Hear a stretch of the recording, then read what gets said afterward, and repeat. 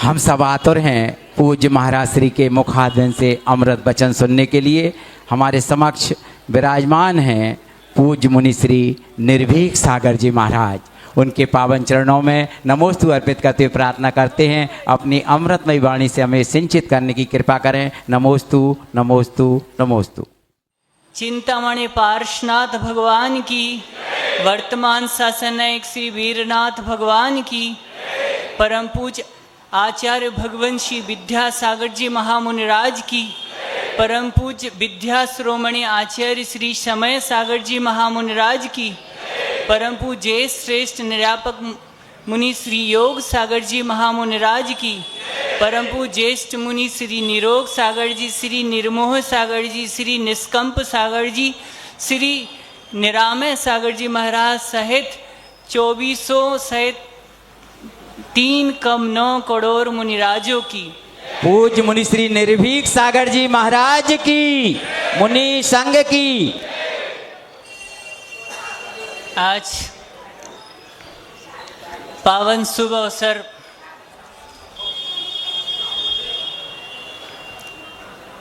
याद तो कर रहे हैं कल से कि जब एग्रीमेंट हुआ था, एक दिन पूर्व हुआ था। गुरु भगवान के चरणों में गुरु माता पिता गुरु बंधु सखा तेरे चरणों में स्वामी कोटि कोटि प्रणाम। गुरु ही ब्रह्मा गुरु ही ईश्वर, गुरुदेवो महेश्वरा, गुरु साक्षात परब्रह्म परब्रह्म तस्मै श्री गुरुवे नमः। ऐसे परम आराध्य गुरु भगवान के चरणों में अनंतों अनंतों प्रणाम। गुरु जी की असीम अनुकंपा, जिसका प्रतिफल गुरु जी के एक बहुत सुंदर हाय को गुरु जी ने मुझे प्रकट कर दिया, दिया दे दिया। एक जैसे दीपक से उजाला करने के पश्चात पूरे कमरे में उजाला आ जाता है, वैसे ही गुरुदेव ने रत्नत्रय रूपी ऐसा एक संस्कारित करके दीपक हाथ में दिया है, मानो वह दीपक हमें स्वयं और दूसरों का मार्ग प्रशस्त करने का रास्ता दे रहा हो। जैसे एक पंख के माध्यम से पक्षी उड़ नहीं सकता, वैसे ही एक पहिए से कोई गाड़ी चल नहीं सकती। ये बात बिल्कुल सही है। वैसे ही सम्यक चारित्र के बिना सम्यक दर्शन और सम्यक ज्ञान का रथ चल नहीं सकता। गुरुजी हमेशा इन शब्दों को कहा करते थे कि हम उनसे कहते थे, वाह गुरु, गुरुदेव के जो अनमोल वचन थे वो अमृत तुल्य वचन की एक बहुमूल्य निधि दी उन्होंने हमें। एक रत्नात्रय के रूप में एक ऐसा रत्न दिया जो जैनत्व और श्रमणत्व को प्रकाशित कर रहा है, आत्म कल्याण एवं मुक्ति का मार्ग प्रशस्त कर रहा है। यह बात आज सत्य प्रतीत होती है और कहते भी हैं कि कोई पूर्व जन्म का त्यागी ही जैनेश्वरी दीक्षा धारण कर सकता है। हम ऐसा व्यक्तिगत रूप से मानते हैं। इस भाव में हमने ऐसा कुछ नहीं किया जिससे हमें ये सौभाग्य मिल सकता, लेकिन ये पूर्व जन्म का संचित पुण्य है जो परले में आया और स्वयं उद्घाटित कर दिया। गुरुदेव कहते थे कि ये जैसे पवित्र भाव दीक्षा के समय हुआ करते हैं, ऐसे भाव हमेशा बना के रखना। हमारे भावों में निर्मलता बनी रहे, कैसी भी विषम परिस्थिति आए, लेकिन संयम का साथ नहीं छोड़ना। हमेशा कहा करते थे कि यह यथाजात जिनलिंग है, ध्यान रखना ये उनका ही मार्ग है, कौन? जो सर्वज्ञ प्रभु थे। सर्वज्ञ प्रभु का मार्ग है, उन्होंने इस राजमार्ग पर चलकर हम सभी को वह मार्ग प्रशस्त किया है। ऐसे हमारे महापुरुष हुए हैं, बीतरागी प्रभु, 2400 तीर्थंकर, आचार्य कुंद स्वामी से लेकर आचार्य ज्ञान सागर जी, वीर सागर जी, शिव सागर जी, आचार्य विद्यासागर जी, आचार्य समय सागर जी और परम पूज्य श्रेष्ठ निर्यापक श्रवण आचार्य भगवान ने आज के दिवस हम 2400 भाइयों को एक सौगात दी, एक स्वर्णिम अवसर प्रदान किया अपने आप को श्रृंगारित करने का। कहा कि जो आर्टिफिशियल श्रृंगार है वह स्थायित्व तो लेके नहीं है। उनका उद्देश्य था कुछ ऐसे अपने आप को श्रृंगारित करो जिससे यह जीवन महक जाए। हर समय कहते थे हमेशा यथाजात जिनलिंग का मान रखना, और एक इशारा करते हुए कहते कि दर्पण तोड़ने से पहले इतना जरूर देख लेना, कहीं दर्पण में बना तुम्हारा प्रतिबिंब टूट ना जाए। वह थोड़े में बहुत कुछ कहना चाहते थे, क्योंकि ऐसे महान समता के धारी, महान तप और त्याग के धारी, स्वर विज्ञान, ज्योतिष विज्ञान, निमित्त ज्ञानी व्यक्ति की चाल से समझ जाते थे कि वह व्यक्ति कितना वजनदार है, उसमें कितना साहसिक है। ऐसे महान गुरुदेव को हम याद करते हैं। मनुष्य जीवन कहते थे कि मनुष्य जीवन एक महानदी की तरह है जो अपने बहाव से कई दिशाओं में रास्ते बना लिया करती है। इसलिए ध्यान रहे कि जीवन सुंदर तो बने, लेकिन सुंदरता के साथ साथ महकदार हो, वह सुगंधी ऐसी रहे जो सारे जगत को गुंजायमान कर दे। इसलिए बहुत जरूरी है कि कामनाएं समुद्र की तरह अपर्याप्त हैं।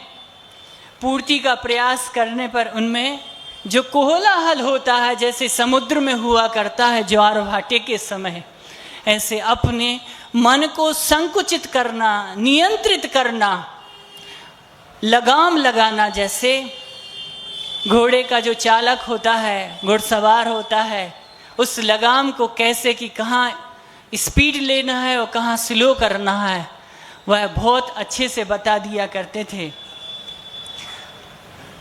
आज मध्यरात्रि के पहर से वो क्रम चल रहा है जब गुरु महाराज के नज़दीक बिठा दिया गया कि केस लॉन्च करना है। एक प्रयास था जीवन में, क्योंकि माँ से कह के निकले थे बस हम कुछ कार्यक्रम देखने जा रहे हैं। हमारा कोई कंफर्म टिकट नहीं था। हमारे बैठे जी अग्रज मुनिराज कंफर्म टिकट वाले थे, हम तो तत्काल वाले कोटे से रामटेक पहुँचे और यूं ही सब ज्येष्ठ मुनिराजों से निवेदन किया। ज्येष्ठ मुनिराज ने हमसे बोला आप स्वयं जाके प्रयास करो, इधर सोर्स की आवश्यकता नहीं है, गुरुजी किसी की बात नहीं मानेंगे। हमने सोचा जरूर कोशिश तो करना चाहिए, आज अपने आराध्य को आजमा के देखते हैं। अगर हमने ऐसा पूर्व भाव में कुछ पुण्य संचित किया होगा तो वह पुण्य आज हमारे पल्ले में आएगा। शांति बाबा की विशेष अनुकंपा, सर्वज्ञ देव बीतरागी प्रभु बड़े बाबा की विशेष अनुकंपा, आदि ब्रह्मा ऋषभ देव की विशेष अनुकंपा, वो ऐसे सैटेलाइट से भी फास्ट तार जुड़े, हम बेतार थे, उन्होंने तार ऐसे जोड़े जो अनमोल अनोखा बंधन बन गया।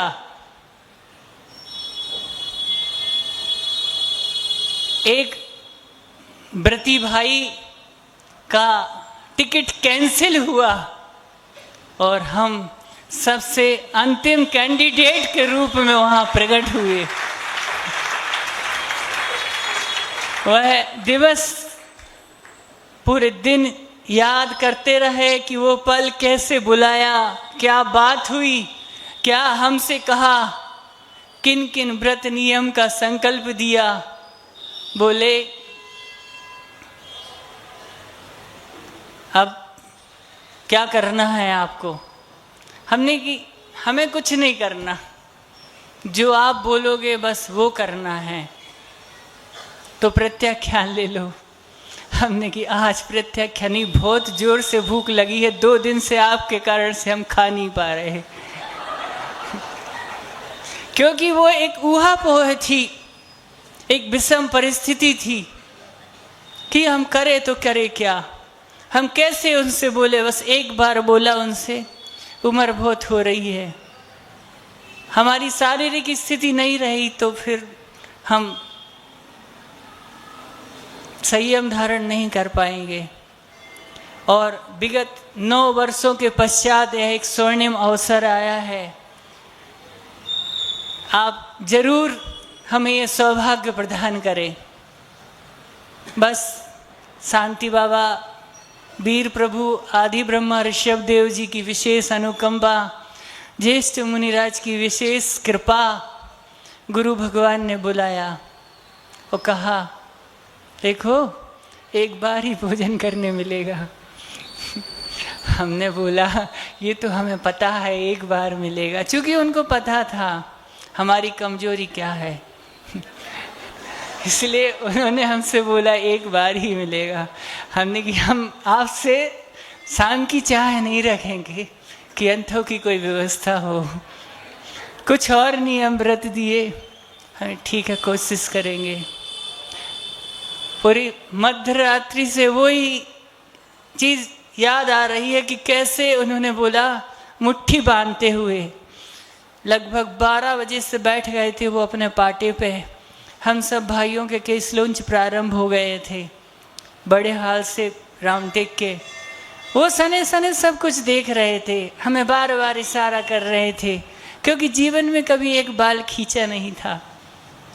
हाँ, मुट्ठी बना के इशारा कर रहे थे। जब थोड़ा सा उजाला हुआ, हमारी विपरीत परिस्थितियां थी, बोले याद करो तुम अपने बड़े बाबा को, ध्यान रखना उनकी आन बान शान जाने ना पाए।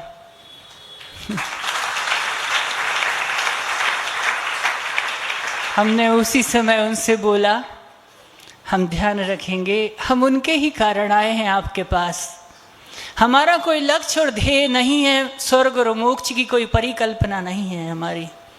बस ये 2 चरण बाबा से बोलते थे कि आपके मिल जाए, और उन्होंने आपके पास भेजा है, तो बस यही हर पल अंतिम श्वास तक यही अभिलाषा रहेगी।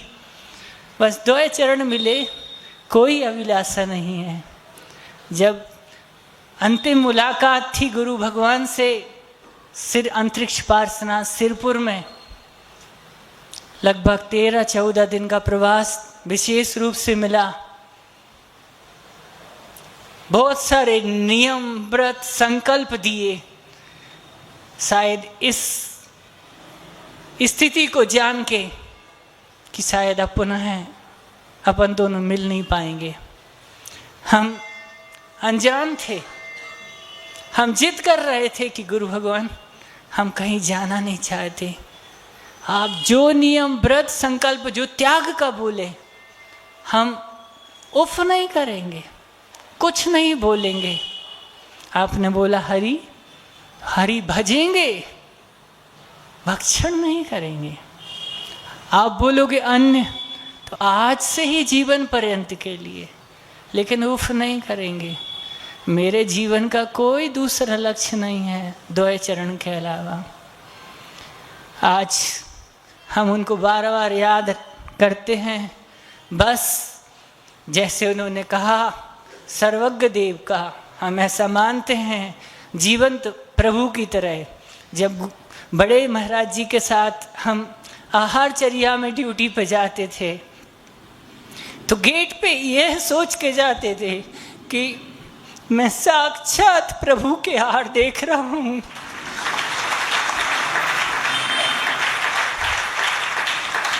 वो बोलते थे तो यह सोचता था कि ये सर्वज्ञ प्रभु की वाणी है, मेरे कान में पड़ रही है, घुस जाए भीतर। हर समय एक प्रयास रहता था, लेकिन सब कुछ उजड़ गया। ओम शांति।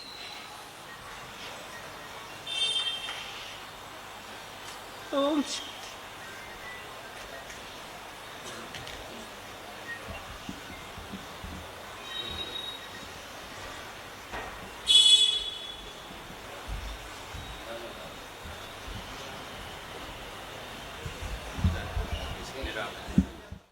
पूज्य निरामय सागर जी हमारे समक्ष विराजमान है, उनके चरणों में नमोस्तु अर्पित करते प्रार्थना करते हैं अपनी चिंतन की धारा हम तक पहुंचाने की कृपा करें। नमोस्तु नमोस्तु नमोस्तु। बोले अहिंसा परमो धर्म की, कुंडलपुर के बड़े बाबा की, देवाय देव श्री शांतिनाथ भगवान की, उपसर्ग विजेता चिंतामणि पारसनाथ भगवान की, संत शिरोमणि समाधि सम्राट आचार्य गुरुवर श्री विद्यासागर जी महामुनि राज की, परम पूज्य आचार्य प्रवर श्री समय सागर जी महाराज की, परम पूज्य अध्यात्म योगी निर्यापक श्रवण श्री योग सागर जी महाराज की, परम पूज्य मुनि श्री निस्वार्थ सागर जी आदि निरोग सागर जी, निर्मोह सागर जी, निष्कंप सागर जी, निर्भीक सागर जी, निसंग सागर जी पर्यंत समस्त मुनि राजों की। पूज्य निरामय सागर जी महाराज की, मुनि संघ की। उपकार दिवस के रूप में हम सभी ये महोत्सव मनाते हैं। श्रवण परंपरा के संप्रवाहक जो आचार्य गुरुवर हुए हैं, आज हमारे सामने तो वो नहीं है, पर उनके आशीष से आचार्य प्रभु समय सागर जी महाराज के परम आशीष से हम सभी अभी पूज्य बड़े महाराज जी के चरण छाँव में आपके यहाँ साधनारत हैं। इस उपकार दिवस पर गुरुओं का गुणगान, उनको स्मरण करना, वैसे तो प्रतिदिन हम लोग सभी आचार्यों का गुणगान, उनका नाम स्मरण करते हैं। बड़े महाराज जी ने एक बहुत अच्छा दोहा छंद लिखा है, श्री शांति वीर शिव ज्ञान सुविद्या, आचार्य ही परंपराद्या, आचार्य ही प्रवाहमान परंपराद्या। अध्यात्म का अमृत जो हमको सबको पिलाए, धारो इन्हें हृदय में अग को नसाए। प्रतिदिन हम सभी महाराज पूरा संघ इन लाइनों को पढ़कर उन गुरुओं को, उनके उपकारों को सदा याद करते रहते हैं। श्रवण आचार्य कुंद कुंद स्वामी ने प्रवचन सार में लिखा है, परिवज जदु सामन्नम जदि इक्षरि दुख परि मोक्षम। हे आत्मन, श्रवण को अंगीकार करो, दुख से यदि मुक्ति तुम्हें इष्ट हो तो। उसी परंपरा का निर्वाह करते हुए परम पूज्य आचार्य गुरु विद्यासागर जी महाराज ने 24 ब्रह्मचारियों को, चेतन कृतियों को, वहाँ जो भगवान शांतिनाथ, कुंतुनाथ, अरनाथ की शरण चरण छाँव में अचेतन 24 के जो पंच कल्याणक महोत्सव हुआ था, उसके उपसंहार के रूप में हम 24 भाइयों को यह चेतन निधि प्रदान की थी। आज वो तिथि श्रावण शुक्ल चौथ, उस दिन शनिवार था। उस दिन हम लोगों के जितने भी शनिचर लगे हुए थे परिग्रह रूपी, आज पूज्य गुरुदेव के कर स्पर्श से, संस्कारों के माध्यम से सारे शनिचर एक साथ उतर गए थे। जब संस्कार हो रहे थे तो मेघों से भी अमृत वर्षा हो रही थी। जैसा मौसम यहाँ का है, इससे भी ज़्यादा अच्छा मौसम वहाँ का। उस समय बार बार बारिश हो रही थी और रुक रही थी। जब गुरुवर संस्कार हम लोगों के ऊपर कर रहे थे, तब पूज्य मुनिवर क्षमा सागर जी महाराज की वो पंक्तियाँ जो उन्होंने लिखी थीं याद आती हैं। सारे द्वार खोलकर बाहर निकल आया हूँ, सारे द्वार खोलकर बाहर निकल आया हूँ, ये मेरे भीतर प्रवेश का पहला कदम है। सभी द्वार जो मुँह के थे वो खोल करके और अपने अंदर प्रवेश होने का ये पहला कदम था। यही दीक्षा कहलाती है। पूज्य गुरुवर ने दीक्षा के पूर्व, जब हम लोगों का अभी मुनिराज ने बताया कि कन्फर्म टिकट तो था नहीं, हम लोग भी ऐसे घर से निकले कि दीक्षा हो गई तो ठीक, न वापसी कर लौट कर आ ही जाऊंगा। निकले, एक और ब्रह्मचारी भाई साथ में था। रास्ते में एक जगह बस से गए हुए थे। राजमार्ग पड़ता है, ऐसा मार्ग है जो आगे चल के हम लोगों को महाराज मार्ग में बदलने वाला था। वहाँ पर हमारी बस रुकी, पीछे से एक बस और आई। उसमें से जो रिंकू भैया थे आपके रहली के, जो आपके सामने अभी निर्भीक सागर जी बनकर बैठे हैं, वो, और जो अभी वर्तमान में मुनि श्री निर्मत सागर जी है, वो भी उतरे उस बस में से। और कुछ और ब्रह्मचारी भाई साथ में थे। आपस में बातचीत हुई, पूछा आप कैसे?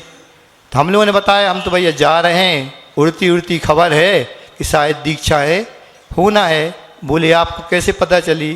तो ऐसा हुआ कि हमारे यहाँ उस समय आरिकारत अनंतमती माता ईसा संघ का चातुर्मास हो रहा था। उन्होंने इतना वात्सल दिया और उन्हीं के माध्यम से हम लोगों को मालूम चला कि वहाँ पर कुछ ऐसी योजना दीक्षा की बनाई जा रही है। आप लोग भी एक बार जाकर पूज्य गुरुवर को अपनी विनय और श्रीफल चढ़ाकर निवेदन कराएं। हम लोगों ने कहा माता जी 1-2 दिन बाद चले जाएंगे। उन्होंने कहा ठीक, लेकिन अचानक विचार हुआ कि आज ही निकलना है और रात में ही निकल गए। बस रास्ते में ये लोग मिल गए, सभी लोग पहुँचे तो वहाँ भी लाइन लगी थी ब्रह्मचारियों की। देखा तो माहौल तो बना ही था, सब महाराज जी के संग में जाते, महाराज जी क्या दीक्षा होना? सब महाराज जी शांत, चले नहीं यहाँ तो कोई कार्यक्रम ही नहीं है, आचार्य जी ने कुछ बताया भी नहीं। कोई बात नहीं, हमने कहा चलो अपन भी सब श्रीफल चढ़ा रहे हैं, अपन भी एक बार निवेदन कर लेते हैं। आचार्य जी आहार करके आए थे और काफ़ी भीड़ थी, तो हम भी चले गए श्रीफल चढ़ाने। तो अंदर घुस गए, मैं तो सीधे आचार्य जी पर बोल दिया मैंने एक सांस में कि आचार्य जी इतने वर्ष हो गए हैं और अब मुनि दीक्षा लेना चाहते हैं। तो आचार्य जी अंदर कैसे घुसे? अभी बाहर हो यहाँ से। सीधा उनने बोल दिया क्योंकि भीड़ बहुत थी। मैं भी श्रीफल चढ़ाकर नमोस्तु कर वहाँ से आ गया। एक दिन पूरा निकल गया। पूज्य मुनि श्री प्रसाद सागर जी जहाँ हम लोग ब्रह्मचारी लोग रुके हुए थे वहाँ आए। बोले देखो दीक्षा तो होना है, कब होना है ये ज्ञात नहीं, लेकिन जिस जिसको दीक्षा लेना है वो अपनी अपनी पीछी पहले से बना लें। अब उनने कहा, हम लोग शुरू हो गए। यहाँ के नगर गौरव प्रदीप भैया भी साथ में थे। वो तो एक्सपर्ट थे पिछी बनाने में। बस उन लोगों ने पकड़ लिया, बोले चलो, हमने कहा चलो।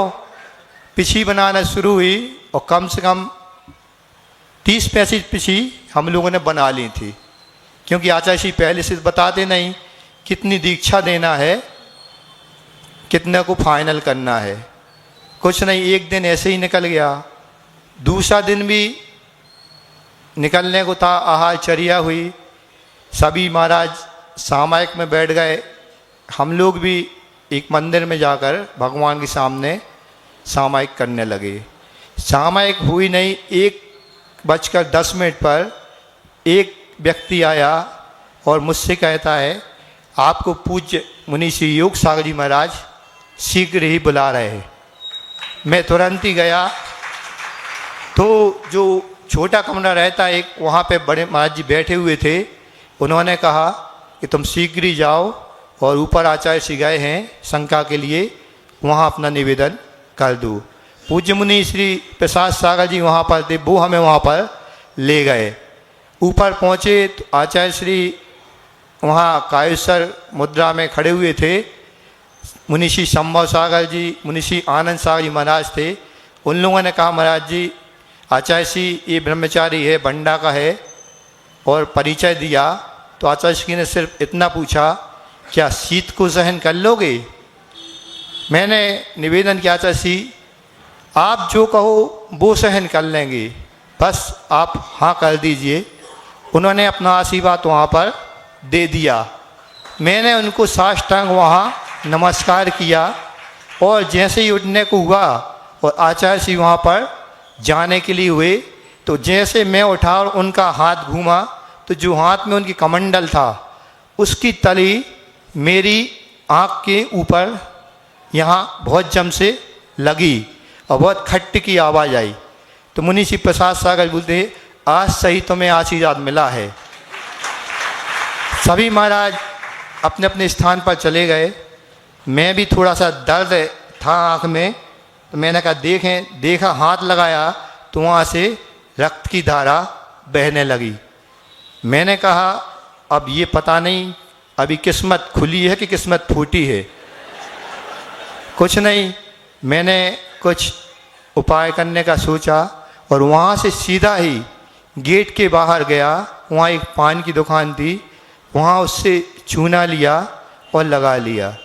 वहाँ चूना लगा ही रहे थे, इतने में वहाँ पर अनाउंस हुआ कि ब्रह्मचारी मोनू बंडा जहाँ पर भी हो शीघ्र ही आचार्य श्री के कक्ष में पहुँचे, आचार्य श्री उनको बुला रहे हैं। तो मैंने वहाँ से सीधे आचार्य श्री की ओर, कमरे की ओर कदम बढ़ाए। क्या खून वो रक्त बंद नहीं हो रहा था, चिंता तो थी। बीच में एक ब्रह्मचारी मिल गए, उनके हाथ में झाड़ पोला थी, एक जो महाराष्ट्र की औषधि रहती है देसी। तो बोले भैया क्या हो गया? मैंने कहा ऐसा ऐसा हो गया। बोले ये लगा लो तो आपकी स्किन कलर की है, वो दिखेगा नहीं कुछ लगा है। तो उन्होंने वो लगा दी, उससे रक्त भी बंद हो गया। और मैं जैसे ही पहुंचा तो आचार्य श्री इंतजार कर ही रहे थे। मैंने नामोस्तु किया और ऐसा बैठा कि ये चोट आचार्य श्री को ना देखे, थोड़े से एंगल बना के तिरछे हो कर गए। आचार्य जी पूछने लगे आज आहार वगैरह ठीक हुए? मैंने कहा नहीं आचार्य जी, आज जीव चंद जी आए थे आज आहार में, इसलिए अंतराय हो गया। बोले अच्छी बात है, तो ऐसा करना आज शाम को दूध पानी ले लेना। तो मैंने कहा आचार्य जी दूध पानी आज, दीक्षा तो परसों है। बोले किसने कहा? मैंने कहा बाहर तो हल्ला यही है कि परसों 11 तारीख को दीक्षा है। बोले नहीं नहीं, दीक्षा कल है। उन्होंने हमें सीधे ही बता दिया कि दीक्षा कल है और हमसे कहा कि कायेश्वर कर लो। हमने उनके चरण स्पर्श किए और कायेश्वर किया। उठ ही रहे थे तो हमसे पूछते हैं क्यों, एक और वो बंडा वाला कहाँ गया, अभी तक नहीं आया? मैंने कहा ऐसी बस आने वाले हैं, रास्ते में होंगे कहीं, मैं उनको फिर भी सूचित किए देता हूँ। बोले ठीक है। मैं वहाँ से आया। उसके बाद शाम को भक्ति में सभी जितने ब्रह्मचारी वहाँ उपस्थित थे, प्रत्याख्यान हुआ सबका, यानी दूसरे दिन का उपवास। कुछ ब्रह्मचारी लोग नहीं आ पाए थे, महाराज जी भी थोड़े से लेट आए थे। निर्दोष सागर जी, मुनिषी निर्लोभ सागर जी भी उस समय उपस्थित नहीं हो पाए थे। रात में ये लोग आए। अब 12 बजे हम लोगों से कहा कि अभी 7-7:30 बजे आप लोगों का पिनौली का कार्यक्रम है। हम लोगों को बिठा दिया हाल में। अब उस समय घोषणा तो हुई नहीं थी कि दीक्षा कब होना, बस ये कह दिया था चाची ने कल होना है, इन लोगों की बिनौली का कार्यक्रम आप लोग करवा दो। एक ब्रह्मचारी आए, पूरी व्यवस्था करने लगे।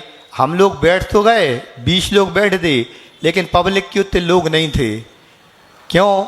बाहर के आ नहीं पाए थे और नागपुर के लोग प्रतिदिन आहार करके वापस चले जाते थे। तो मुश्किल से 15-20 लोग थे। कुछ बहनें थीं, वो ब्रह्मचारी भाइयों के हाथों में मेहंदी लिख रही थी। हमारे और कोई नहीं बैठा था, तो हमारा जो ब्रह्मचारी साथ में गया था वो बोलता है, अरे एक बहन जी यहाँ भी तो आ जाओ, इनको मेहंदी लिख दो, जल्दी निकलना है, फिर आज बारात निकलना है। कुछ नहीं, वो कार्यक्रम भी सानंद संपन्न हुआ। अब बोला बाहर गांव की परिक्रमा लगाना है जुलूस के रूप में, बिनौली उसी को बोलते हैं। देखा बाहर, गेट के बाहर आए, एक घोड़ी थी और बैठने वाले 20। क्या किया जाए? तो सबने तय किया कि 2-2, 3-3, 4-4 मिनट सभी लोग बैठ लेंगे। इस प्रकार यह कार्यक्रम भी बड़ा सानंद संपन्न हुआ। उसके बाद आए सब, तो निर्देश आ ही गए थे कि सभी लोग अभी विश्राम करें। रात में 12-12:30 बजे सबके केस लॉन्च शुरू होंगे। अब विश्राम कैसे हो? क्योंकि मुझे जब भी चेहरे में कोई भी चोट लगती थी कभी भी, या कोई फुंसी वगैरह हो जाती थी, तो तुरंत ही उसका असर होता थी। यदि सो जाओ तो तुरंत ही वह चेहरा सूज जाता था। तो मैंने कहा दी मेरी नींद लग गई तो पक्का है कि कल आँखें जरूर सूजेंगी। तो मैं करवटें बदलता रहा और माला फेरता रहा कि अब जैसे भी हो 12-1 बजे तक तो ये रात काटनी है। बस 12:30 बजे एक भैया जी आ गए, चलो केस लॉन्च शुरू हो रहे हैं, आचार्य जी से आशीर्वाद लेना है। देखा तो आचार्य जी बढ़िया वहाँ पर आसन लगाकर बैठे हैं और मुस्कुरा रहे हैं। सभी ब्रह्मचारी जी आकर वहाँ एक एक लाइन से क्रम से दोनों ओर, इस साइड उस साइड, दोनों ओर बैठते जा रहे थे। कुछ नहीं, केस लॉन्च शुरू हुआ। अब कभी ना किसी का किया था, ना कभी खुद का किया था। अब कैसे करें? एक बाल तोड़ें और 2 मिनट को बैठ जावें। आचार्य जी मुस्कुरा रहे थे, देख रहे थे। बस धीरे धीरे कुछ तो हुए, फिर महाराज जी लोग आने लगे। पूछते हैं क्यों नहीं बन रहा? हमने कहा आज तो नहीं बन रहा, आज तो आप ही लोगों को करना है। बोले फिर दर्द होगा? हमने दर्द तो सहन कर लेंगे। कुछ नहीं, 1 घंटा जैसे तैसे निकला। उसके बाद पूज्य मुनिषी मल्ली सागर जी आए। मैंने उनसे कहा महाराज जी मुझे बहुत तेज़ नींद आ रही है, मैं आज सोया नहीं, आप तो फटाफट जैसे भी हो बस केस लॉन्च फटाफट कर दो। बोले देखो पहली बार हो रहे हैं, तीव्र दर्द होगा। हमने कहा वो तो हम सब सहन कर लेंगे, बस आप तो तीव्र इसको फटाफट कर दो, हम थोड़ा सा जाके रेस्ट कर लें। तो उन्होंने 2-3 महाराज जी को और बुलाया और एक साथ आध घंटे के अंदर केस लॉन्च कर दिए। वहाँ से आचार्य जी से आशीर्वाद लेकर मैं गया और फिर 1-2 घंटे विश्राम किए। उसके बाद फिर बुलावा आ गया कि आज सबको विधान करना है। कौन सा विधान करना? बोले भगवान शांतिनाथ के सामने विधान कर लो। हम उनका ठीक है। सभी लोग गए नहा धो करके, वस्त्र पहन करके, और शांतिनाथ भगवान के सामने शांति विधान कर लिया। वहाँ से पीछे से विनय भैया जी आ गए। बोले क्यों, यहाँ क्यों कर रहे? हमने कहा खबर आई थी शांति विधान करना है। बोले भैया आज 24 में जाके और याग मंडल विधान आप लोगों को करना है। वहाँ 1 घंटे विधान किया और फटाफट गए, क्योंकि 9:30 बजे आहार चर्या के लिए भी आज लास्ट अंतिम दिन था, सबको प्रधान करना था। ऊपर 24 में जाकर पुनः एक बार याग मंडल विधान सभी ब्रह्मचारियों ने किया। उसके बाद तुरंत ही आए आचार्य श्री की पूजन की और सभी जो पूज्य मुनि श्री उस निश्चिम सागर जी के ग्रस्त परिवार का वहाँ पे चौका उस समय लग रहा था, उसी में सभी ब्रह्मचारी खड़े हो गए और पूज्य गुरुवर ने भी असीम कृपा हम लोगों पर की। उस दिन अंतिम आहार हम लोगों को देने का, प्रदान करने का सौभाग्य प्राप्त हुआ। इस प्रकार यह पूरी दीक्षा की क्रियाकलाप 1:30 बजे पुनः जो ड्रेस की वहाँ व्यवस्था की गई थी उसको पहनकर वहाँ पर हम लोगों को फिर नंबर भी मिला, अपने अपने क्रम से सभी बैठते गए और पूरे संस्कार आचार्य जी ने एक एक ब्रह्मचारी पर एक एक के हाथ रखकर जो भी संस्कार विधि होती है उसके माध्यम से सभी को संस्कारित किए और ऐसे संस्कार प्रदान किए। हम लोग तो अनगढ़ पत्थर थे, कैसे थे, कुछ भी नहीं जानते थे, ना पहले से प्रतिमाधारी थे, ना घर छोड़ के रखा था ऐसा। लेकिन आचार्य जी ने जब भी हम लोगों ने ब्रह्मचर्य बत लिया था तो जब भी जाते थे आचार्य जी ज्ञान को इतना महत्व नहीं देते थे। हम लोगों ने कहा चाहिए स्वाध्याय, बोले स्वाध्याय नहीं, अपने चारित्र को बढ़ाओ।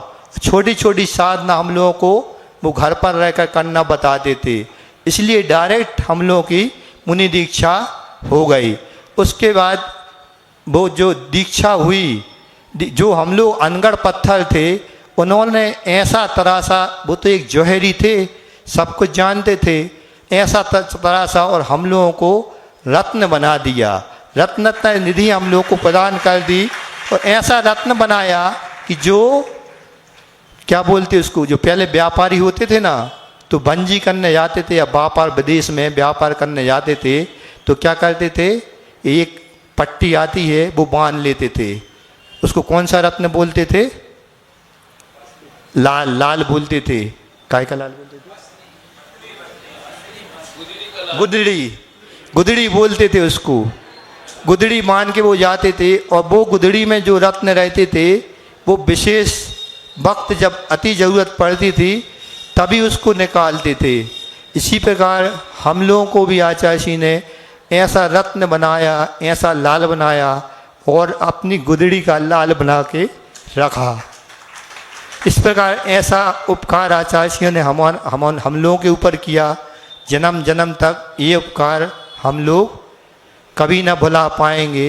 इसी मंगल भावना से कि जो उन्होंने हम लोगों को सूत्र दिए हैं, जो सूत्र दिए हैं, जो उनके वचन हैं, उन्हीं के अनुसार हम लोग चलते रहें और इस श्रवण परंपरा को आगे बढ़ाते रहें। पूज्य बड़े महाराज जी की हम लोग के ऊपर असीम कृपा है, वो भी जैसा वो कहते हैं वैसा ही हम लोग करते हैं।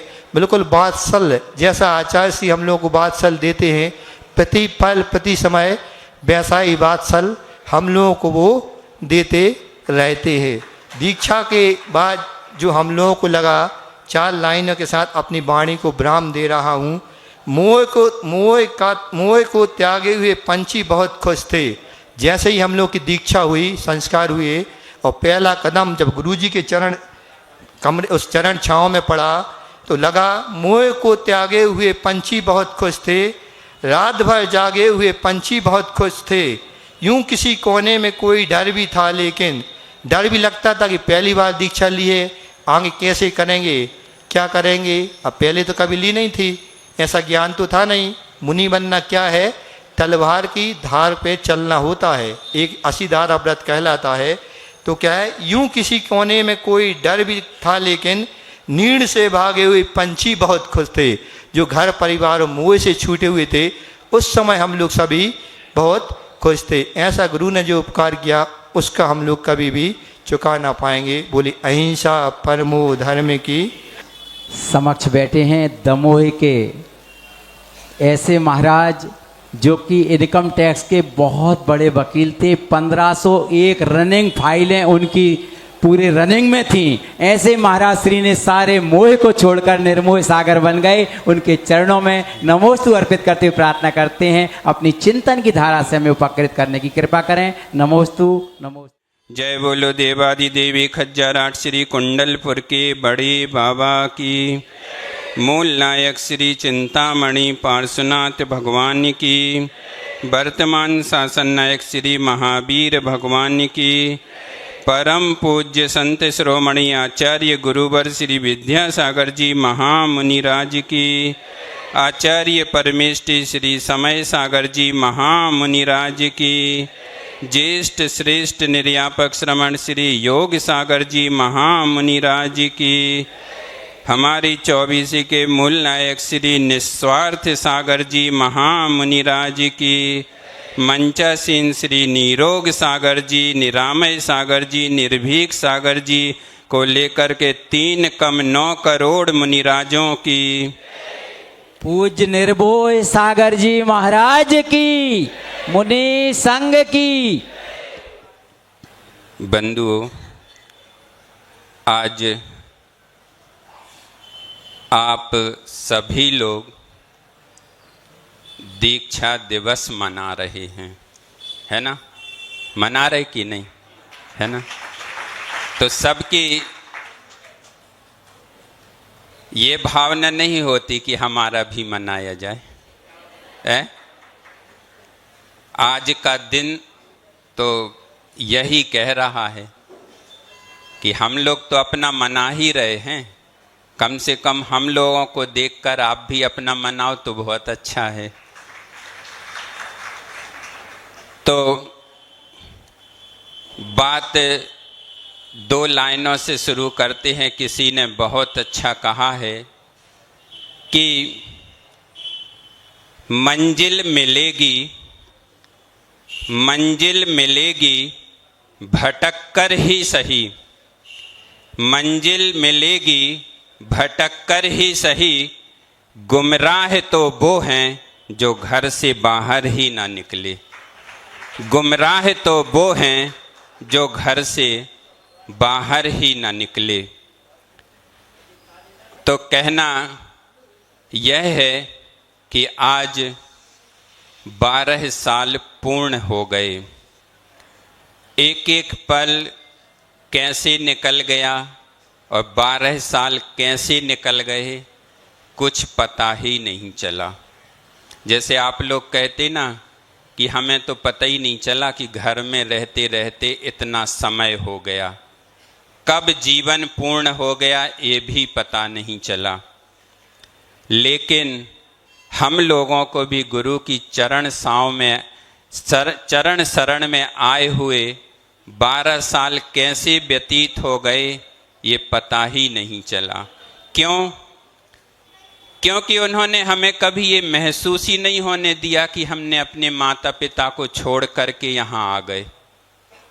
वह प्रेम, वह वात्सल्य जो उन्होंने एक एक पल पल में दिया है, चाहे कुछ भी तकलीफ हो, कुछ भी परेशानी हो, तो गुरुजी ने हमेशा, हम बताना भी नहीं चाहें तो भी वह समझ जाते थे कि इसको कोई ना कोई प्रॉब्लम है, कुछ ना कुछ समस्या जरूर है। तो बंधुओं, आज का दिन क्या कहता है? तो आज का दिन अपने आप में ये कहता है कि ये जो जीवन मिला है इसको उपभोग नहीं करो, इस जीवन का उपयोग करो।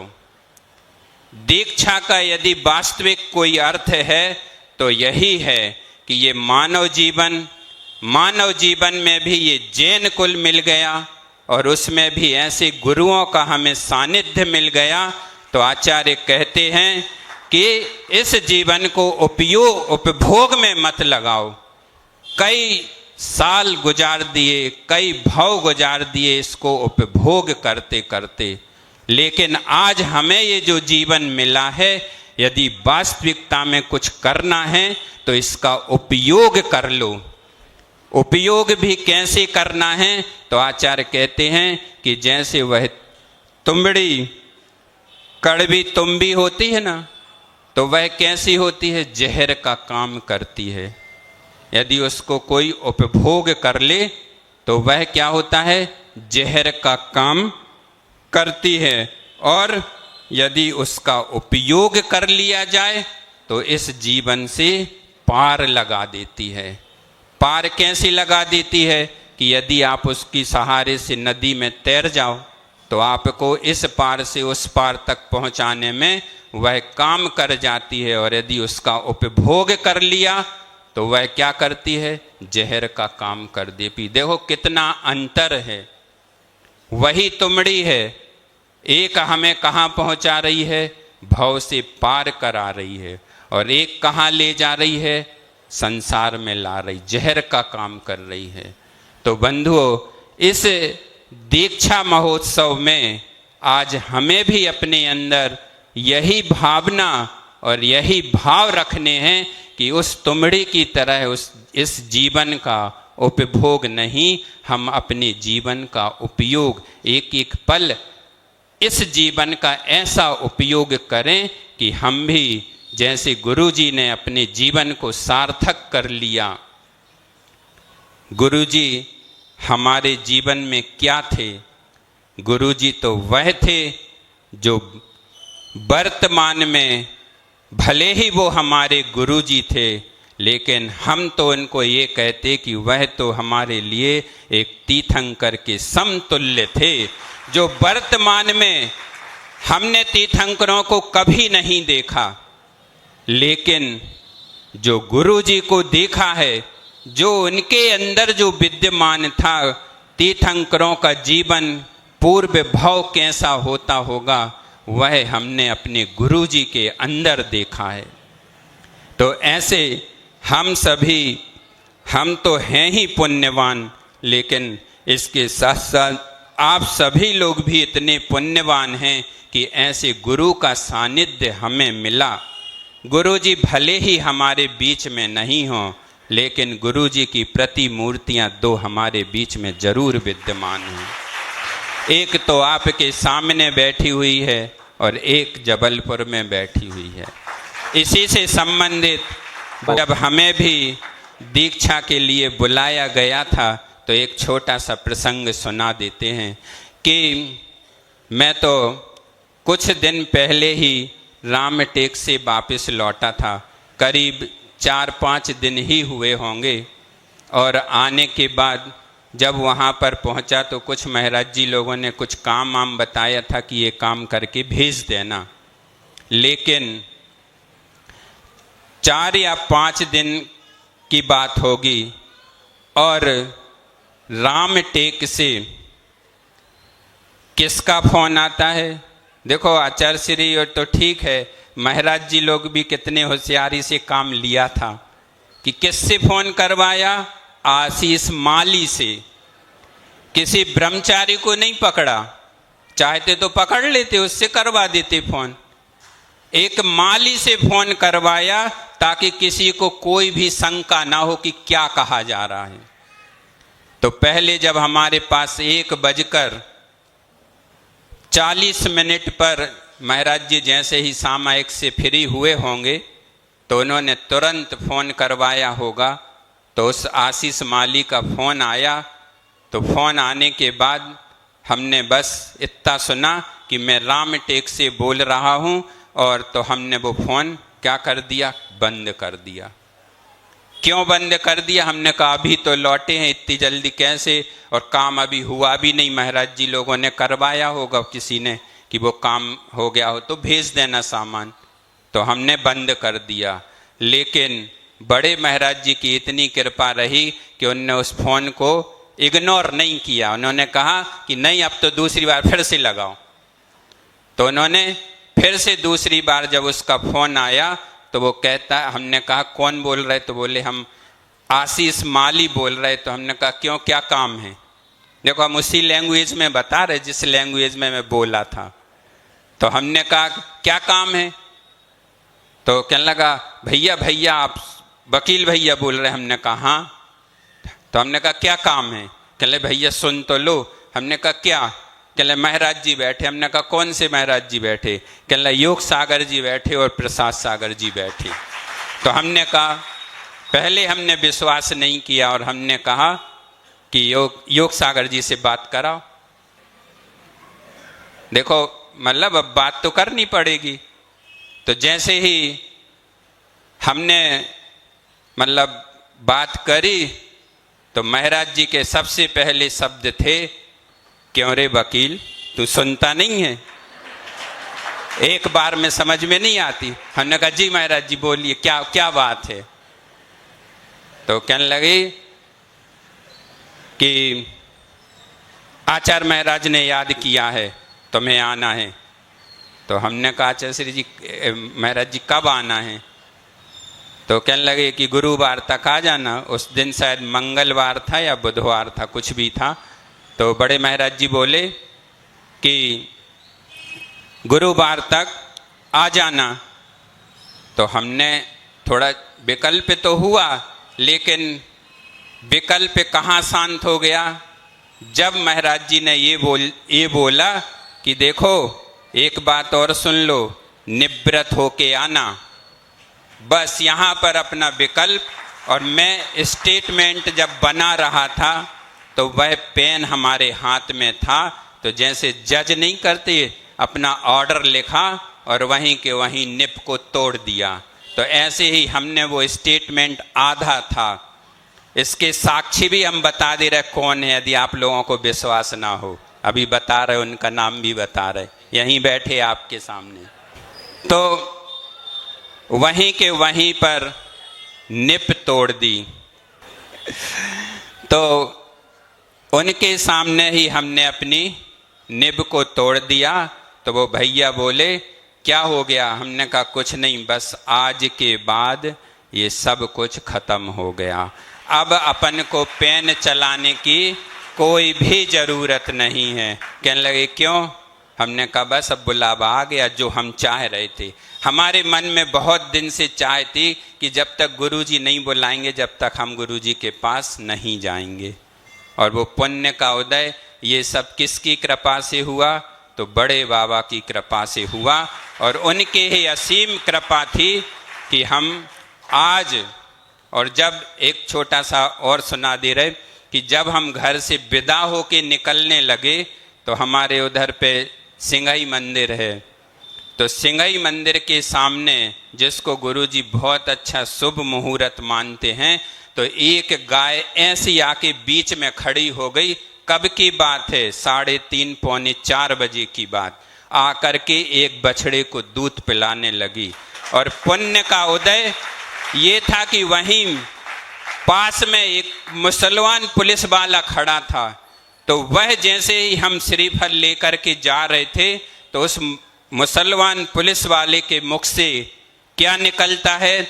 वह कहता है कि आज ये जो भैया जिस काम के लिए जा रहा है उसमें 100% इसको सफलता मिलने वाली है। अब ये कभी घर वापस नहीं आएगा। उसके उस मुसलमान भाई के ऐसे शब्द थे। अब सोचो, उसने भी उसको कितना शुभ मुहूर्त माना। और शुभ मुहूर्त मानने के बाद उसके मुख से अचानक अनायास ही ये शब्द निकल गए। तो जो शब्द निकलते हैं वो शब्द बड़े कैसे होते हैं? शोभनीय और अच्छे होते हैं। और अच्छे काम के लिए ही हम आ रहे थे। देखो, घर में बाकी सब चीज़ें तो चलती रहती हैं, क्योंकि घर वाले तो क्या है, मोह के कारण कोई भी किसी को छोड़ना कभी नहीं चाहता। कौन चाहता बताओ? अभी आप लोगों से कह दें कि अपने लड़के को हमारे पास भेज दिया करो और यहीं रहेगा हमारे पास, तो पता चली दूसरे दिन तो ठीक है, शाम से ही आना बंद हो गया। ऐसा ही होता? नहीं होता। सबको ये लगने लगता कि हमारा लड़का भी ना चला जाए। तो ऐसा नहीं है, ये तो अच्छा काम है। तो ऐसी कुछ स्मृतियां हैं। और बस हम लोग जब विदाई हुई, विदा होने के बाद जब पहुँचे तो वहाँ पर तो जो अभी आप लोगों को महाराज श्री ने, आप लोगों को दोनों महाराज जियों ने सुनाया, तो बस वैसी वैसी घटनाएं हम लोगों के साथ भी घटित हुई। और बस जो अभी निर्भीक सागर जी ने जो बात प्रत्याख्यान वाली बताई, तो आचार्य श्री ने भी हमसे कहा कि प्रत्याख्यान कर लो। अब अपन जानते हो प्रत्याख्यान क्या होता, तो हाउ बोले। जब जानते ही नहीं थे तो हमने कहा आचार्य श्री से बोला ये प्रत्याख्यान क्या होता है? तो कहने लगे कल का उपवास करना है, 4 प्रकार के आहार का त्याग। तो हमने कहा हमें नहीं करना, हमें तो भूख लगी। तो हमने कहा, तो आचार्य श्री कहने लगे कि भूख लगी? हमने कहा हाँ आचार्य श्री जी भूख लगी, अब इसके बाद तो अंथऊ कभी मिलनी ही नहीं है, इसीलिए आज और कर लें दो, फिर एक के बाद तो करना ही नहीं है ना। तो इसीलिए फिर आचार्य श्री ने कहा सब जाओ, जिसको जो कुछ खाना पीना हो खाओ पियो और खा पी करके आ जाओ। तो अपन तो गए भैया, अच्छे से खा पी के आए कि अब अंथऊ का टेंशन खत्म है ना। तो जैसी दीक्षा मिलने वाली थी तो दीक्षा मिल गई और गुरुजी का उपकार इतना रहा, बस गुरुजी का वही हाई को याद करता रहता हूँ कि मैं गुरु कृपा से मैं बांसुरी बना, मैं तो ठेठ बांस था। अपन कोई काम के तो थे नहीं, लेकिन फिर भी गुरुजी की पारखी दृष्टि इतनी तेज थी कि उन्होंने कहीं भी पड़े हुए थे उस बांस के टुकड़े को उठा लिया, उस मुट्ठे को उठा लिया और उठा करके उसको बांसुरी बना करके आज आपके सामने बिठाल दिया। और उतना करने के बाद भी लेकिन कभी भी बड़े महाराज की कृपा हमारे ऊपर इतनी रही, उनका वात्सल्य हमें हमेशा, कोई भी दीक्षा के बाद कोई भी तकलीफ होती थी तो मैं सीधा बड़े महाराज के पास ही जाता था। तो बड़े महाराज जी कहते थे मैं क्या बोलूं, गुरुजी को बताने जाओ। तो हमने कहा हम तो आपको बता सकते, गुरुजी को नहीं बता सकते, क्योंकि डर लगता था कि अभी नई नई दीक्षा हुई और अभी ये परेशानी, कहीं ये परेशानी होने लगी, तो डर लगता था। एक बार की बात है, एक छोटा सा प्रसंग कि जब 5-6 दिन करीब हुए होंगे तो हम लोग मतलब अब कभी ऐसे कपड़े अपड़े निकाल के और वैसे, और बरसात का मौसम था तो 1-2 बार जंगल अंगल गए तो गीले भी हो गए, तो शीत बैठ गया। अब सर्दी इतनी तेज हो गई तो एक बार गुरुजी जब आहार चर्या के लिए निकल रहे थे तो हम लोग सब नमोस्तु करते ही थे, तो नमोस्तु कर रहे थे तो अब हमारी आवाज़ उनको बहुत स्लो सुनाई दी। तो उनकी देखो दृष्टि सब पर रहती थी कि कौन कैसे बोल रहा है, तो हमें बहुत सर्दी थी तो हमारी आवाज़ निकल नहीं रही थी। तो उनने वो बात पकड़ ली, तो उनने बुला के हमसे वहीं पूछा, कहने लगे क्यों क्या हो गया? हमने कहा कुछ नहीं। कहने लगे कुछ तो हुआ, आवाज़ ही नहीं आ रही। तो हमने कहा सर्दी हो गई। तो उन्होंने तुरंत प्रसाद सागर जी को बुलाया और बोले कि जाओ, उनको बोल दिया कि इसको कहीं गरम गरम भजिए मिर्ची वाले खिला देना, सो ठीक हो जाएगा। तो प्रसाद सागर जी, गुरुजी निकले और प्रसाद सागर जी हमसे बोल के गए कि तुम अभी निकलना नहीं, और जहाँ मैं खड़ा रहूँ पीछे खड़ा रहूँगा, बस इसी चौके में तुम जा कर के खड़े हो जाना।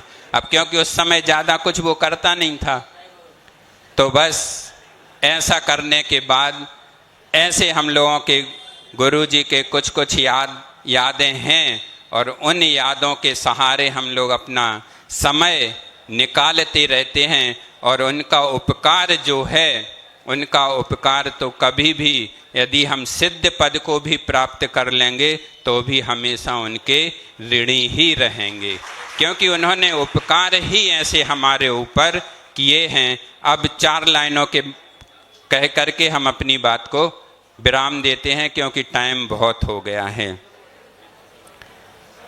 गम के अंधेरे में था, गम के अंधेरे में था, पहचान बना दिया। गम के अंधेरे में था, पहचान बना दिया, और दुनिया के सारे गमों से अनजान बना दिया। दुनिया के सारे गमों से अनजान बना दिया। गुरुवर की कुछ कृपा मुझ पर ऐसी हुई, गुरुवर की कुछ कृपा मुझ पर ऐसी हुई कि उन्होंने दमोह से निकालकर निर्मोह बना दिया, दमोह से निकालकर निर्मोह बना दिया। बोलो आचार्य गुरुवर श्री विद्यासागर जी महामुनि राज की, पूज्य निर्मोह सागर जी महाराज की। हमारे समक्ष विराजमान हैं पूज्य निरोग सागर जी महाराज।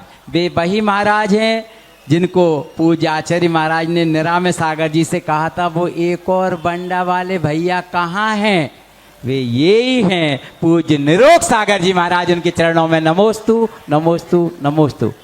अहिंसा मही विश्व धर्म की, देवादिदेव रामटेक के मूल नायक श्री शांतिनाथ भगवान की, मूल नायक चिंतामणि पार्श्वनाथ भगवान की, परमोपकारी संत श्रोमणी आचार्य भगवंत गुरुदेव श्री विद्यासागर जी महामुनि राज की, वर्तमान आचार्य प्रवर श्री समय सागर जी महामुनि राज की, ज्येष्ठ श्रेष्ठ निर्यापक श्रवण मुनि श्री योग सागर जी महामुनि राज की, आज के दिवस के मूल नायक श्री निस्वार सागर जी से लेकर निसंग सागर जी पर्यंत समस्त 24 महामुनि राजों की, पूज्य निरोग सागर जी महाराज की, समस्त मुनि संघ की।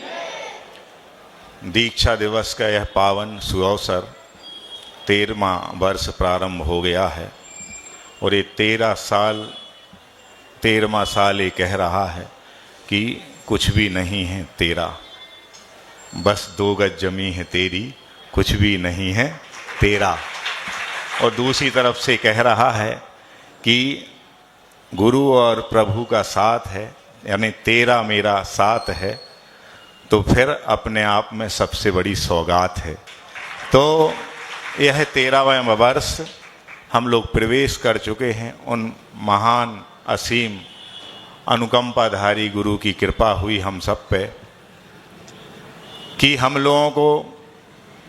लोग एकमात्र ऐसे इस उपक्रम के सृजेता थे। उन्होंने हम सबको चुना कि हम लोगों की दीक्षा पहली बार ऐसी दीक्षा हुई थी कि जो एक लंबे अंतराल के बाद हुई थी, 9 सालों के बाद, 2004 से सीधे 13 में, और सीधे घर से बुला के दीक्षा हुई थी। मतलब हम लोग जैसे आप लोग पैंट शर्ट पहनते हैं, टी शर्ट पहनते हैं, जीन्स, वे सब पहनते थे और कोई ऐसी बहुत बड़ी साधना नहीं की थी। 64 रिद्धि के उपवास दिए थे 2010 में गुरु महाराज ने, वो हम लोगों ने किए थे, लगभग 2 साल में हुए थे पूरे। बस वो साधना थी और कोई ऐसी बड़ी साधना हम लोगों ने नहीं की थी।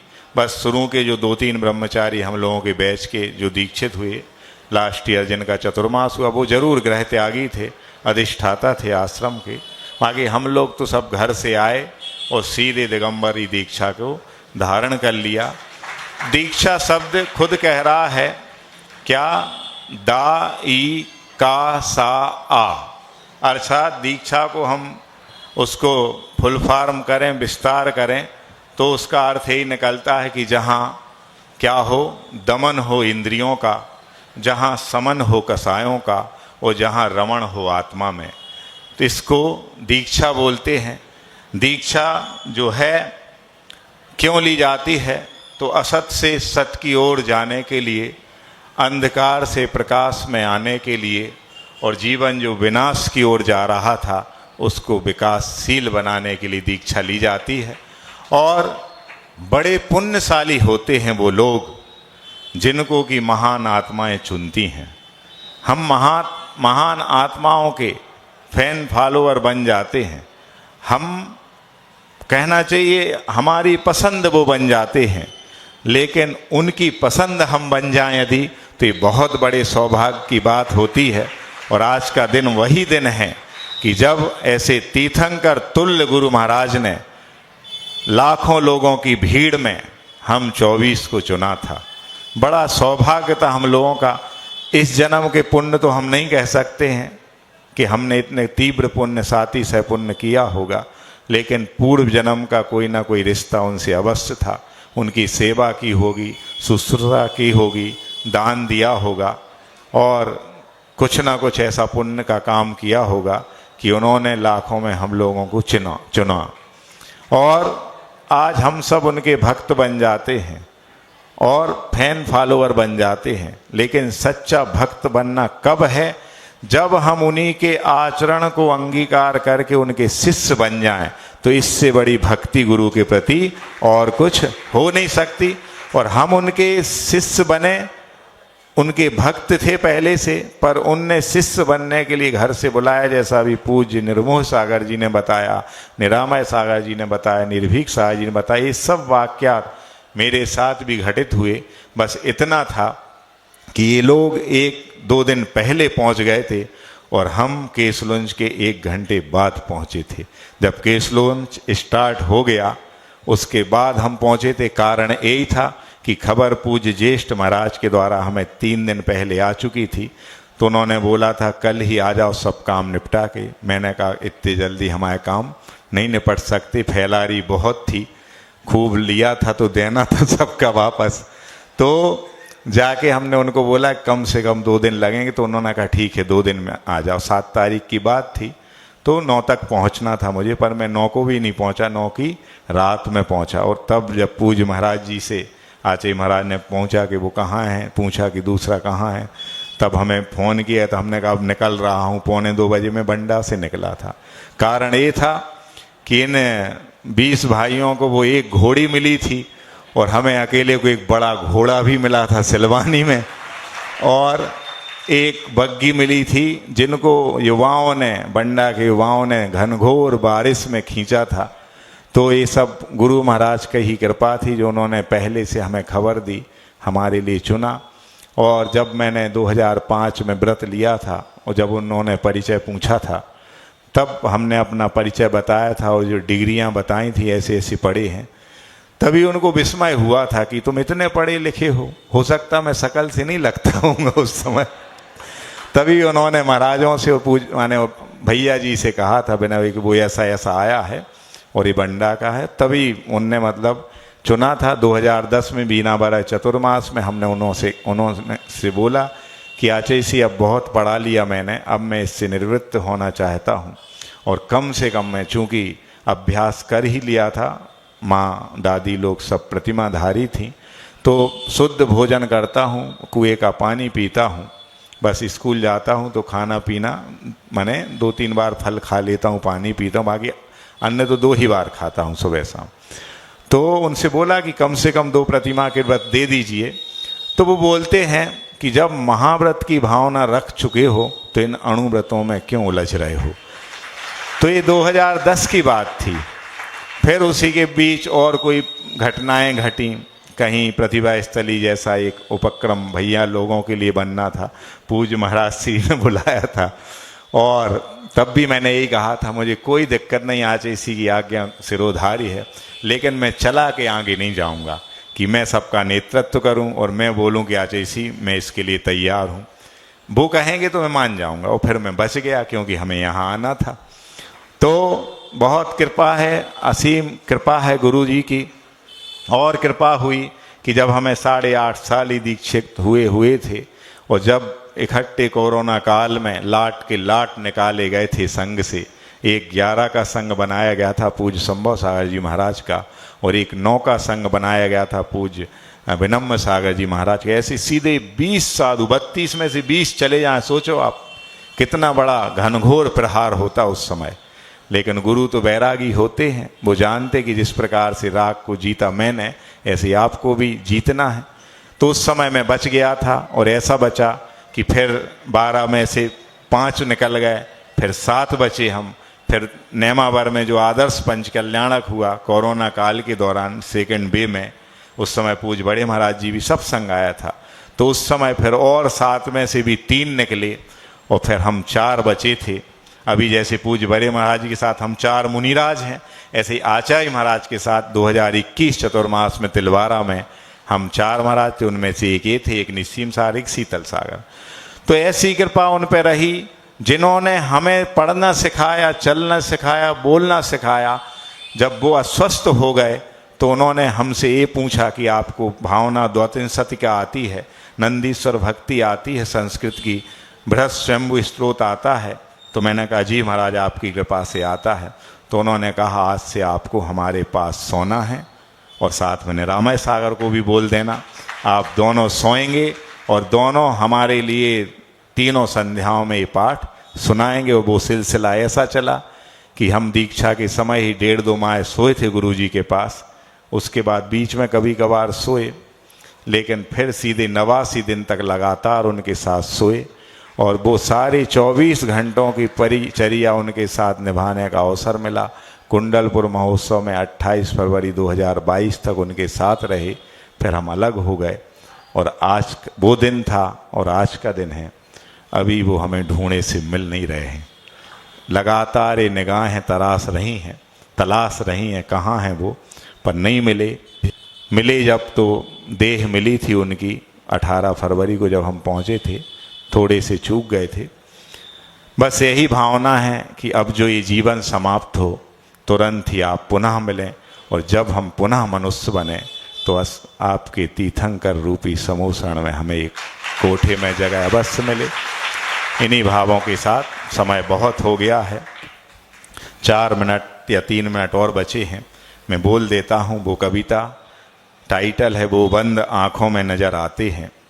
देखना हो आँख व प्रकाश चाहिए, दृश्य तथा देखने की प्यास चाहिए, हमें वो बिना रोशनी दिख जाते हैं, वो बंद आँखों में नजर आते हैं।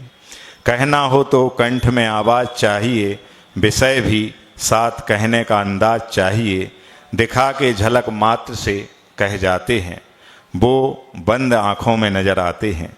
दूरी हो तो पास आने वक्त चाहिए, इच्छा शक्ति भी बड़ी सशक्त चाहिए, हम पल में उन्हें अपने निकट पाते हैं, वो बंद आँखों में नजर आते हैं।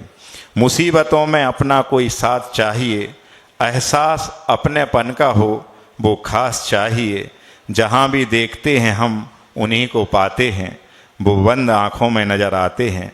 पुराना उनसे खास अपना गहरा रिश्ता है, दुनिया के गुरु होंगे अपने तो वो फरिश्ता हैं, हम उन्हें एक इशारे में समझ जाते हैं, वो बंद आँखों में हमें नजर आते हैं। वो नहीं सही लेकिन अभी पूज्य बड़े महाराज उसी माँ के कोख से जन्मे, उन्हीं संस्कारों में पले बड़े और इन नवीन आचार्य ने इनके हाथों में हम सबको सौंपा है। ये भी लगातार हमें तराश रहे हैं और एक क्षण ऐसा आए कि मोहाच्छायाज ज्ञान दर्शनावंतराय छायाच केवलम, हम वो तराशते तराशते ऐसे तराशे जाएं कि सारी अनादिकालीन किट्टी कालिमा कर्मों की दूर हो जाए और हम सब में भी वो भगवत्ता आए, दीक्षा लेना सार्थक हो जाए। इन्हीं भावों के साथ परम उपकारी आचार्य भगवंत गुरुदेव श्री विद्यासागर जी महामुनि राज की हम निवेदन कर रहे हैं उनसे, जिनको सभी महाराजों में संयम धारण करने के लिए प्रेरित तो किया, लेकिन आचार्य भगवंत विद्यासागर जी महाराज को 5 वर्ष की आयु में नमोकार मंत्र भी इन्हीं महाराज ने सुनाया और पढ़ाया। ऐसे महाराज श्री के चरणों में नमोस्तु नमोस्तु नमोस्तु। बोले आचार्य शांति सागर जी महाराज की, बोले आचार्य वीर सागर जी महाराज की, बोले आचार्य शिव सागर जी महाराज की, बोले आचार्य ज्ञान सागर जी महाराज की, बोले आचार्य गुरु विद्यासागर जी महाराज की, बोले आचार्य समय सागर महाराज की। पूज्य ज्येष्ठ और श्रेष्ठ प्रथम निर्यापक पूज्य मुनि श्री योग सागर जी महाराज जी की। बहुत समय हो गया, जयकारा बहुत हो गया, बहुत कुछ आप लोगों ने सुन लिया। मुझे वो बात, वह दृश्य सामने आ रहा है। आज से 50 साल पूर्व की बात कर रहा हूँ, जो कि आचार्य के पास कोई नहीं था। उस वक्त मैं आया था और मेरी उम्र थी 19 की। आज मुझे 69 साल होने जा रहे।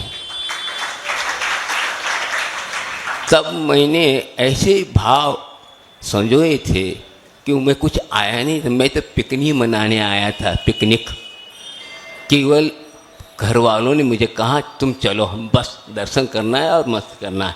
लेकिन ऐसा सौभाग्य मिला और आचार्य महाराज ने मुझे ऐसे 2 शब्द सुनाए जिससे मुझे उनके चरणों में रहने का सौभाग्य मिला।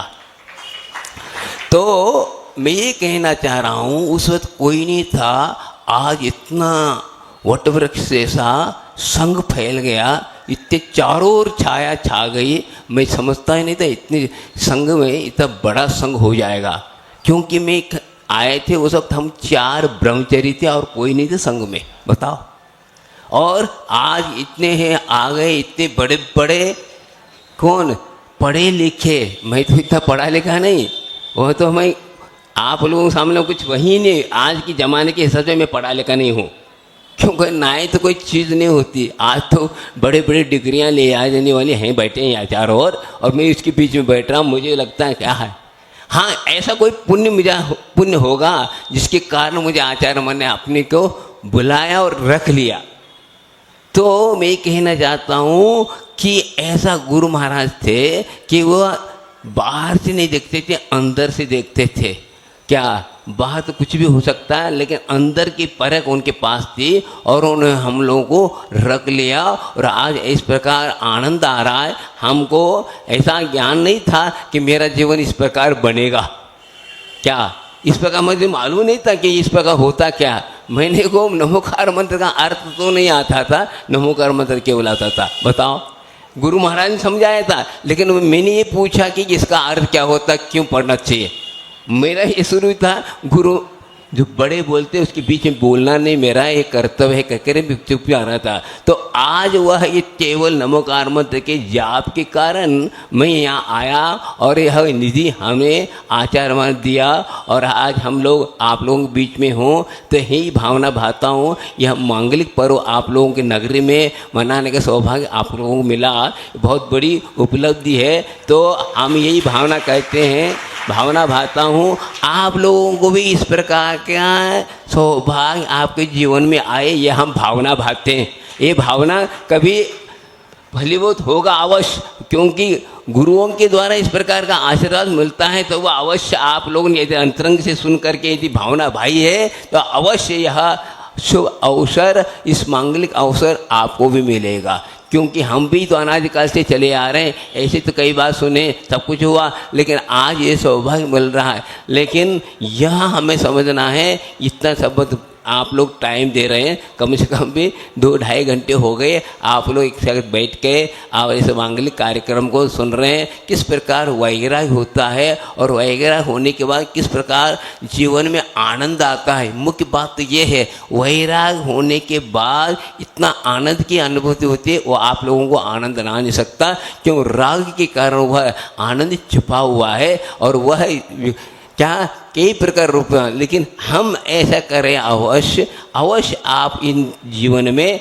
जो राग है घटाती जाए। मुख्य इस कार्यक्रम का फल तो यही है, वैरागी बने। इसलिए आप लोग हाँ इन महाराजों के वहाँ क्या उनके विचारों को सुन रहे हैं। मुख्य बात ये है, वैरागी की मुख्यता है, बाकी सब ठीक है, सबके पास ज्ञान है, सब कुछ है, अपने आप चौकस होता।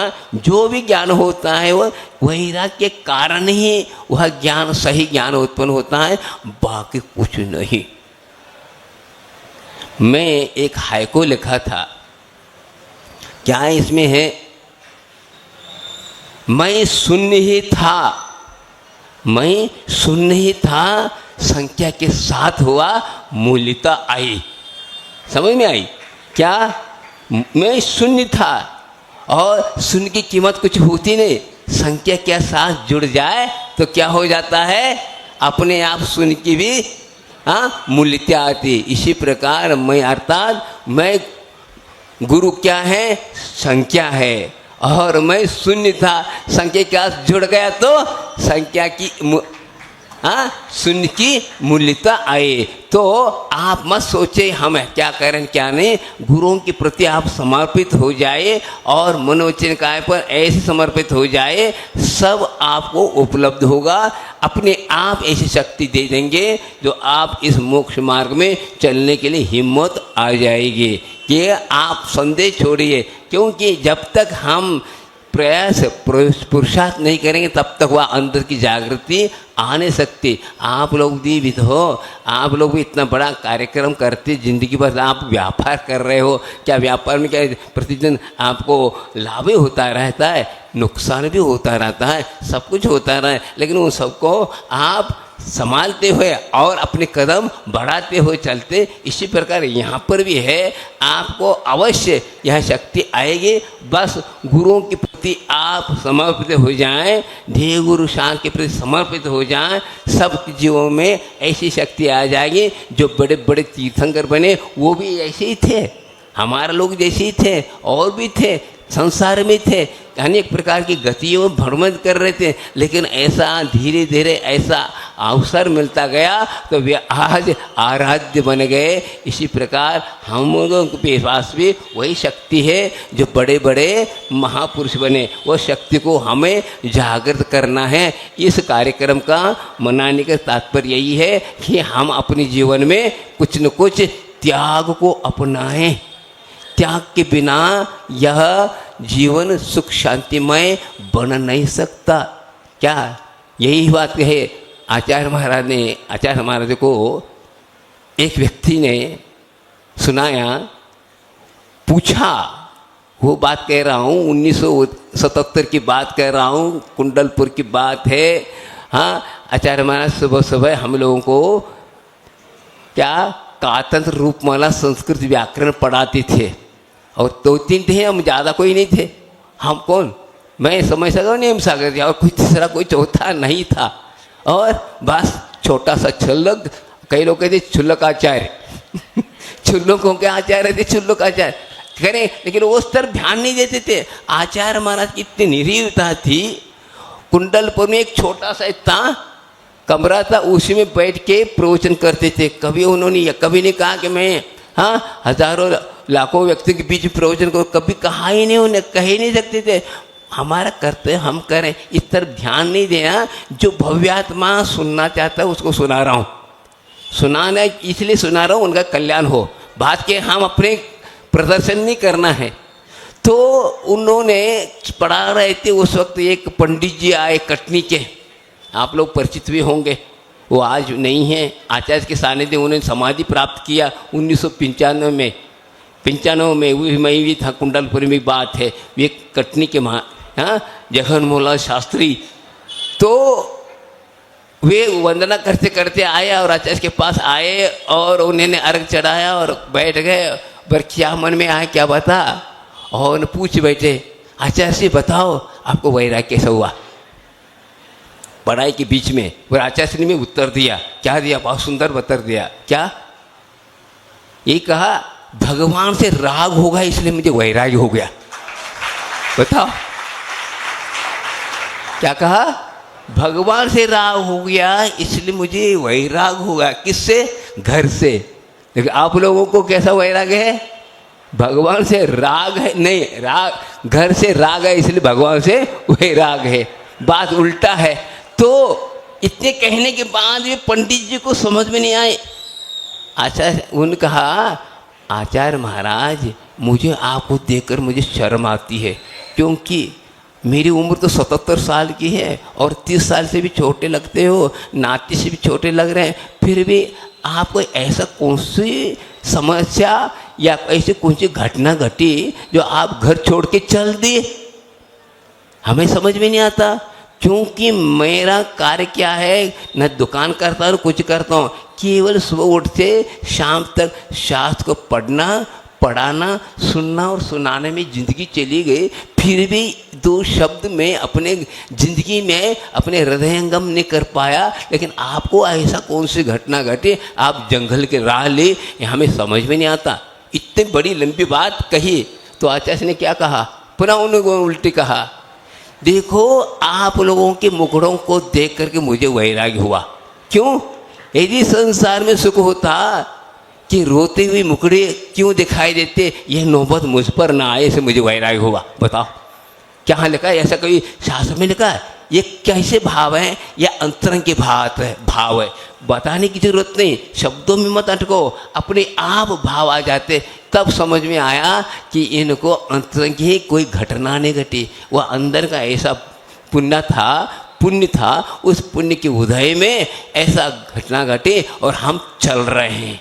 इस वक्त ये नहीं देखना चाहिए कि मेरी उम्र क्या, फलाना क्या। अरे अनादिकाल से चला रहा हूँ मैं, अनादि का आसामी हूँ, तो कौन छोटा कौन बड़ा। किसी ने एक लड़के से कहा, क्या कहा, अरे इतनी छोटी उम्र में क्या धर्म कर रहे हो। उस लड़के ने बोला, इतने बड़े होने के बाद पाप क्यों करते हो, बताओ। इस पर कोई ध्यान नहीं देता। बात क्या छोटा बड़ा क्यों करते हो? इतने बड़ा आप स्वाध्याय कर रहे हैं, सब कुछ कर रहे हैं, ये पर्याय की ओर दृष्टिपात क्यों करते हो? द्रव्य की ओर दृष्टिपात करो ना। द्रव्य कब का है? अनादि अनंतकालीन है, और अभी यह संसार में अटका हुआ पर्याय बुद्धि अटकी है, और मैं क्या मानते चल रहे, ये इसलिए करो। जब अंतरंग में भेद विज्ञान जग जाता है तो सब क्या हो जाता? शांत हो जाता। फिर कोई बड़ा है छोटा फलाना को क्या कहे मतलब नहीं, चल देता है। पर्याय विधि समाप्त, द्रव्य दृष्टि आ जाती है तो अपने आप निर्ग्रंथ अवस्था अपने आप सामने आ जाती है। लेकिन अब हम बातें केवल शब्दों में कर रहे हैं, इसलिए आ नहीं रहा। तो हम अंतरंग से करें तो आपकी शक्ति जागृत हो सकती है। समय आपका पूरा हो गया, 11 बज गए हैं, और आगे भी हमारा कार्य है। और आपके यहाँ है तो अभी 3 महीने हमें रहना है, 15 दिन मिट के, और आगे भी करना है। तो कहने का तात्पर्य है यह कार्यक्रम ऐसे ऐसे और भी होते रहेंगे। तो हम इस कार्यक्रमों से, इन प्रसंगों से, इन महोत्सवों से आप लोगों को सौभाग्य, हर साल आपके यहाँ चतुर्मास हो रहे हैं, लेकिन चतुर्मास तो हो रहे हैं, लेकिन हाँ उसमें से चतुर्मास भाव ले रहे, लेकिन इतना आप पुण्यार्जन और करिए जिससे हम भी संघ में शामिल हो सके। ये भावना भाएं, और इसी भावना के साथ अब यह कार्यक्रम आज का समाप्त अर्थात ये करते हैं, यहाँ पर रोक देते हैं। कार्यक्रम तो और होते रहेंगे, लेकिन आप लगन के साथ, भाव भक्ति के साथ आप इन चीज़ों को, प्रसंगों को समझते रहेंगे तो अवश्य आपको भी ये संस्कृति हो जाएंगे, तो अवश्य आपका भी आत्मा पावन बने। यही भावना के साथ बोले आचार्य गुरु विद्यासागर जी महाराज की बोधि समाधि परिणाम शुद्धि स्वात्म लब्धि शिव शोक सिद्धि चिंतामणि चिंतित वसुदाने त्वामुंद मानस मास